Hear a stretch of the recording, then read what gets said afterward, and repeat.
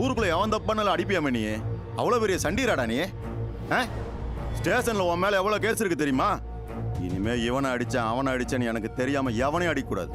நான் சொல்றவனை மட்டும்தான் நீ அடிக்கணும். இந்த போட்டோல இருக்கவன் கையை உடைப்பியோ காலை உடைப்பியோ இல்லை ரெண்டும் சேர்த்து உடைப்பியோ எனக்கு தெரியாது. இவன் இன்னைக்கு சாயந்தரத்துக்குள்ள ஆஸ்பத்திரியில் கிடக்கணும். இவன் என்ன தப்பு பண்ணான்னு சொல்லி என்ன அடிக்க சொல்ற? நான் கந்துவட்டிக்காரன் கூட சேருவேன், இல்ல கட்ட பஞ்சாயத்துக்காரன் கூட சேருவேன், இல்ல கஞ்சா விற்கிறவங்க கூட கூட சேருவேன்.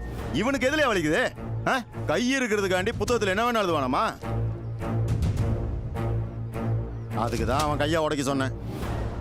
உடைச்சிருவான். நான் சொன்னது அவன் கையல்ல, உன் கைய. என்னடா சொன்ன? கையை உடைப்பியா? எனக்கு நல்லவன் அடிச்சு பழக்கம் இல்லை, நல்லவனுக்காக அடிச்சுதான் பழக்கம்.